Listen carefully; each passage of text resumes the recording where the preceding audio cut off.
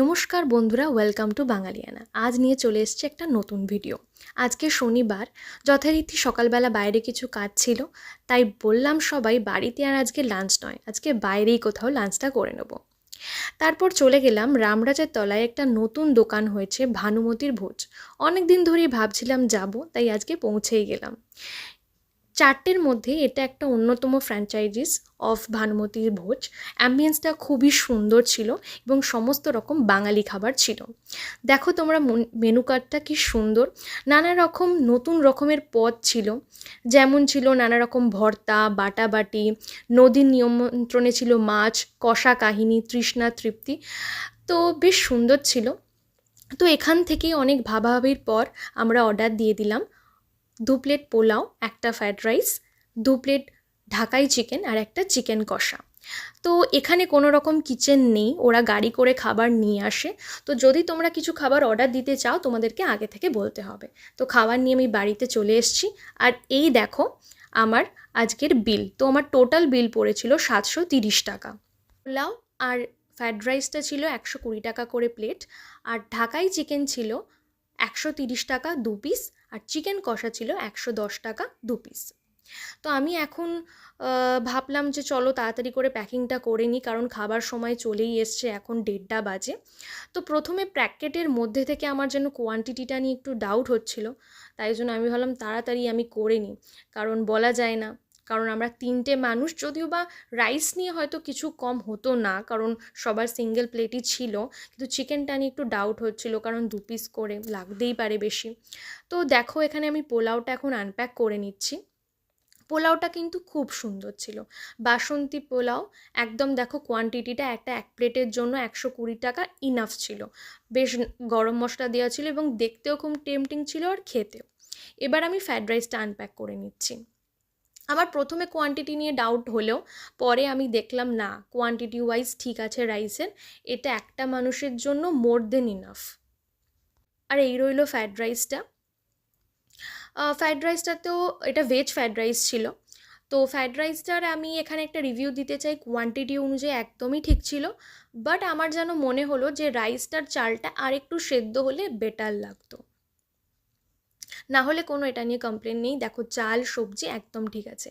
এবার আমি চিকেনটা এখানে আনপ্যাক করে নেবো। তো এটা ছিল চিকেন কষা আর এইটা ছিল ঢাকাই চিকেন। আমি এখন যেটা আনপ্যাক করছি এটা ঢাকাই চিকেন। তো এটার মধ্যে ছিল 4টে পিস, এবং ঢাকাই চিকেনটা বেশ নতুনত্ব লাগলো আমার। মানে কষা চিকেনই, কিন্তু একটু স্বাদটা অন্যরকম। জাস্ট আমার যেটা মনে হলো চিকেনটা আরেকটু সেদ্ধ হলে ভালো হতো। কাঁচা আমি একদম বলছি না, বাট আরেকটু সেদ্ধ হলে ভালো হতো। আর এটা হচ্ছে চিকেন কষা। ঢাকাই চিকেনটা একদমই কোনো গ্রেভি সেভাবে ছিল না, গায়ে লাগা মতোই ছিল, আর চিকেন কষাটাতে গায়ে ছিল। এই যে দেখো আমি তোমাদের ভিউটাও দেখিয়ে দিচ্ছি, বেশ দেখতে কিন্তু খুবই টেম্পটিং ছিল। এবার আমি এটাকে একটুখানি গরম করে নেবো, দিয়ে আমি টেস্ট করব। তো এসে গেছে টেস্টিংয়ের পালা। আমি একটুখানি নিয়ে নিয়েছি পোলাও, আর এই নিয়েছি ঢাকাই চিকেন। এবার আমি টেস্ট করে তোমাদেরকে বলবো এটা কেমন খেতে। তো আমি যেহেতু ভয়েস ওভার দিচ্ছি, আমি বলেই দিই পোলাওটা খুব সুন্দর ছিল, এবং চিকেন কষা পোলাও দুটোরই রিভিউ দিয়ে দিয়েছি। দেখো কি টেম্পটিং। আমার তো এখন ভয়েস ওভার দিতে গিয়ে মনে হচ্ছে আমি আর একবার বসে পড়ি। তো দেখো আমি বলেই দিলাম খুবই সুন্দর। আমি তোমাদেরকে চিকেনটা একটু ভেঙেও দেখিয়ে দিচ্ছি। তো হাড় লাগা যেহেতু পিস দিয়েছিল, তো এমনি ঠিকই ছিল, বাট দেখো এটা পার্সন টু পার্সন যেহেতু ভ্যারি করে, আমার মনে হলো চিকেনটা আরেকটু সেদ্ধ হলে ভালো হতো। হয়তো তোমাদের সেটা নাও লাগতে পারে, কিন্তু আমি যেহেতু এটা অনেস্ট রিভিউ দেবো, এটা কোনো পেড প্রমোশন নয়, আমি আমার অনেস্ট রিভিউ দিলাম।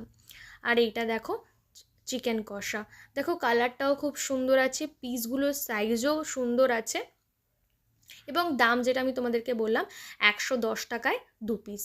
হয়তো এটা তোমাদের একটুখানি ওভার প্রাইস লাগতে পারে, কারণ এখন মানে ঠিক আছে, এক এক দিনের জন্য ঠিকই আছে। এবার আমি ট্রাই করে নেবো ফ্রায়েড রাইস দিয়ে চিকেন কষাটা। তো আমি যেটা বলছিলাম যে এটা টোটাল 4টে ফ্র্যাঞ্চাইজিস আছে, এবং খাবারটা দমদম থেকে তৈরি হয়ে ওরা করে নিয়ে আসে। তো তোমাদের যদি আগে থেকে মানে অর্ডার দিয়ে দাও, তাহলে তোমরা সেদিন পাবে। না হলে মেনুতে যে তোমরা এত আইটেম দেখলে, এটা কিন্তু রোজ পাওয়া যায় না। তোমাদের আগে থেকে অর্ডার দিলে তবেই তোমরা পাবে। আর এই দেখো, এটা একটা প্লেট থেকে এত গরম মশলা বেরিয়েছিল, একটা পোলাওর প্লেট থেকে। তো আজকের মতো আমার ভিডিও এখানেই শেষ। আমি আমার অনেস্ট রিভিউ তোমাদেরকে বলে দিয়েছি। তোমাদের ভালো লাগলে অবশ্যই চ্যানেলটাকে সাবস্ক্রাইব করে দিয়ে আমার পাশে থেকো। Till then, tata. সবাই খুব ভালো থেকো এবং সবাইকে ভালো রেখো, আনন্দে থেকো, সুস্থ থেকো। টাটা।